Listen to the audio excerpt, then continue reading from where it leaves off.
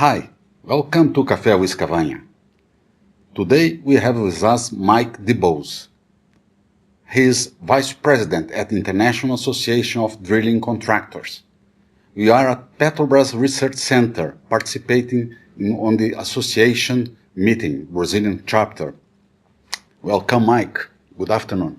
Thank you, sir, and such a pleasure to see you again, and I appreciate the opportunity to talk with you. And we're here on the occasion of the IADC Deepwater Drilling Conference and Exhibition, as you mentioned, at the Petrobras R&D Center, and we're very grateful for Petrobras is hosting us here at this venue.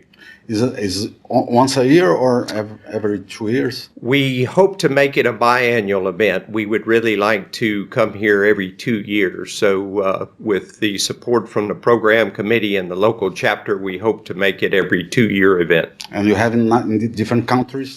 We do. We have, I just returned recently from a conference in Baku, Azerbaijan, where we had our Caspian drilling conference. So yes, we have quite a number of these as we move around the globe each year, usually about 12 to 14 global conferences. Oh, great. Excellent. Yeah. Excellent. Mike, let me ask you, it's a very sensible point, cybersecurity and in the oil and gas industry specifically. What association providers are organizing and doing for this matter? Yes, thank you. You know, that is a very serious issue, and cybersecurity is a major concern for our members. You know, BP CEO Bob Dudley recently said on a CNBC interview that his company, BP, fends off up to 50,000 cyber attacks a day. That is just an incredible number, and it's hard to imagine, but that should be very troubling for all of us in this industry. And our members have assets worth millions of dollars that they are trying to protect. IADC recently formed a cybersecurity committee, and this committee is established to specifically address those issues from a drilling contractor's perspective. The mission of that committee is to develop digital security guidelines for drilling assets that are built upon existing industry standards and best practices. The primary goal is to deliver easy-to-use, practically applicable guidelines for cybersecurity specifically for the drilling assets. IADC has also published 2 sets of guidelines for the industry. So these industry guidance documents, the first one came out in 2015. This was the IADC guidelines for assessing and managing cybersecurity risk. And the second one came out just last year. This is the IADC guidelines for baseline cybersecurity for drilling assets. So 2 industry guidance documents that IADC has just specifically put out to try to help our members address this issue. The other thing is we are embarking on our first cybersecurity conference. This will be upcoming in October in Houston, October the 8th and 9th. And this will be our first cybersecurity conference to bring industry members together to specifically address these. Yes. And do you know what the main, maybe kind of attacks they have, you know? You know, I mean, it ranges from everybody, you know, primarily people that are just being malicious up to people that could be quite hazardous to the operation, trying to disconnect the BOPs and things of that nature, you know, trying to commandeer a DP vessel and things of this nature. So it can be quite substantial. Wow, it's very, very important issues. Yeah. Mike, in terms of Brazil, you see that Brazil can be more proactive in terms of a supply chain for rigs, I mean materials, services. Do you see these opportunities? Yeah, absolutely. You know, in the very early days, all of the expertise and all of the materials were imported into Brazil. And now we have a well-established supply chain mechanism here in Brazil. And so we are seeing those expertise and products being exported out all around the globe. And I think that's a great great thing, and it's a very good opportunity for businesses and service companies here in Brazil. You know, just recently, as far as rigs specifically go, Petrobras sold two Laterno 116E jackups to one of the drilling contractors, and they moved the rigs to the Middle East. So there's quite a bit of synergy that can be capitalized on here as the expertise, particularly in deep water, has grown significantly here in very Brazil. Important in Brazil, the part of the world in terms of Yes, sir. person. And could you please try to say us what the main drivers Brazil could have to increase this participation?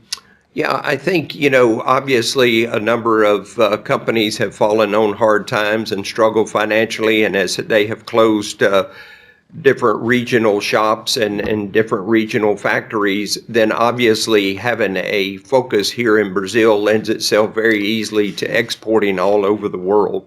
And it's very easy to get these parts in and out of Brazil and to move them quickly, which obviously speed is usually quite of the essence with in this industry. Perfect. In terms of a number of rigs, Brazil is increasing a lot. It will be increased a lot because the activities are pre-salt, and so you see workforce competence in Brazil are being discussed, and in Houston are being discussed too, the human factors.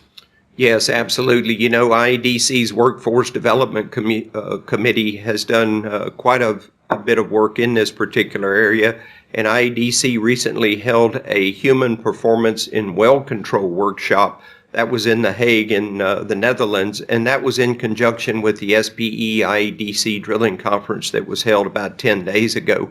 This was a free event. We had speakers from BP, Shell, Chevron, Baker Hughes, which is a GE company, and IADC as well. And it was very well attended. It was a free event.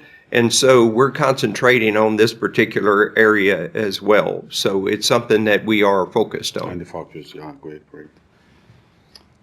The relation with regulators, I mean, ANP, IBP, Abespetro, Abimag, how is going the association with this association? You know, we're very pleased to have the support and participation today. Here we had Mr. Decio Adoni, the Director General for ANP, who's a very highly respected industry colleague from IADC's perspective, and also we believe a tremendous asset to our industry as a whole. He came and delivered the keynote address today. We're very pleased to have him as our guest. We will visit with ANP when they come to Houston in May for OTC, and several inspectors have visited IADC's office in Houston, and we do appreciate that working relationship that we have developed with them here. And so I think we have built up the proper level of trust now, and there's a good interaction between the two groups. You have a very strong association in Houston, very important one, and you see in Brazil, so you can compare Brazil perception you have about associations and Houston and associations, Texas association. Can you compare it for us? Yeah, you know, and just to touch on the supporting organizations here today, we're very pleased also to have IBP support. And IBP has been a supporter of IADC for several years now. We have a memorandum of understanding in place with IBP, and we're also working to develop that conversation with Abespetro, and possibly we could develop an MOU with them as well. So, you know, one of the things that one of the premier social events of the year is this IADC Safety Awards dinner in Macaé. We were very pleased this year. We had over 325 delegates in attendance. Some ANP people attended that event as well. So it's a tough balance to strike, but the chapter has to strike a balance between the proper social activity and the technical. Yeah, we don't want it to be purely social, and likewise it can't always just be all about the work, right? So this is one of the premier events for us, and it's always very, very well attended. Unfortunately, our schedules did not allow our president or myself to be able to attend. We were able to send a videotape message that was played at the event. We think that was very well received. So hopefully for 2019, this event is generally the first week in December, And it usually kind of overruns or conflicts with our Middle East Drilling Conference, which is where I was at this past year. But hopefully this year we'll be able to attend. I hear it's a lot of fun, and I would really like to be able to attend. So do you expect to have in December of this year an Yes. event in Macaé for HSE? You mentioned? Yes, that's right. And we recognize the rigs that have the best safety performance for that calendar year. I will be attending a similar safety awards event in Aberdeen at the end of April. So it's quite a good event, and we think that it's quite important for us to bring all of these stakeholders together.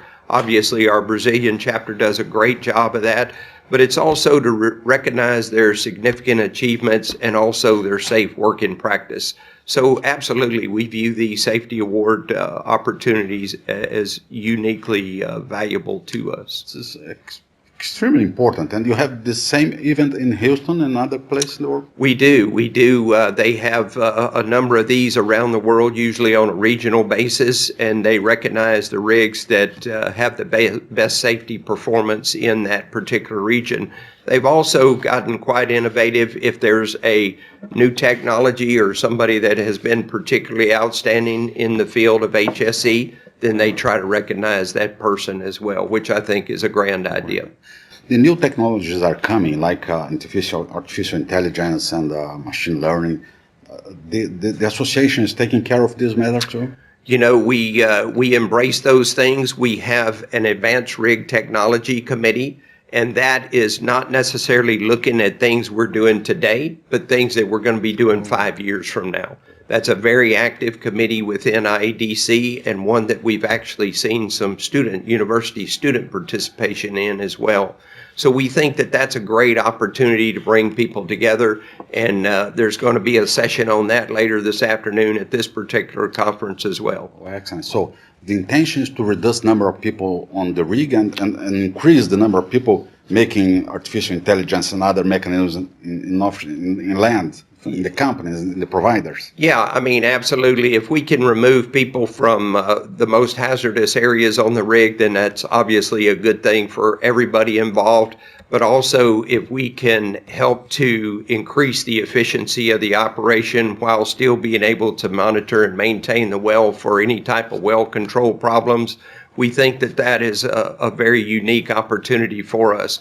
The other things that we have, most operators now have real-time monitoring systems.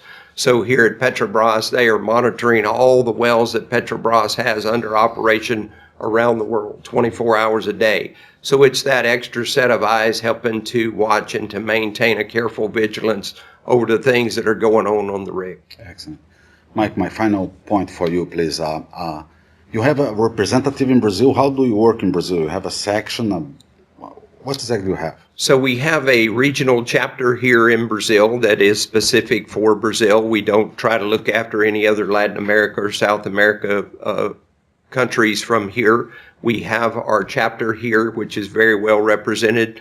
We have a good working relationship, as I mentioned earlier, with Petrobras, as well as the other operators as well, because as we see more and more operators begin to come into Brazil, it's important that we develop a good working relationship. We have representatives here today from Chevron, Petrogal, Shell, etc., and that's quite important for us as well. So we're represented here locally by Roberto Pascaline, who does an excellent job for us. So he's our main focal point on the ground, and he liaises closely with the chapter officers, and then he relays that information back and forth to me in Houston, and then we try to bring any expertise to bear that we can assist with. Necessary to come Yes. and to support them. Mhm. Okay, excellent. Thank you. We appreciate this nice conversation with Mike DuBose. Thank you very much. Always good to see you, sir. Thank you. Excellent. Thank you. Thank you. Have a good day for all.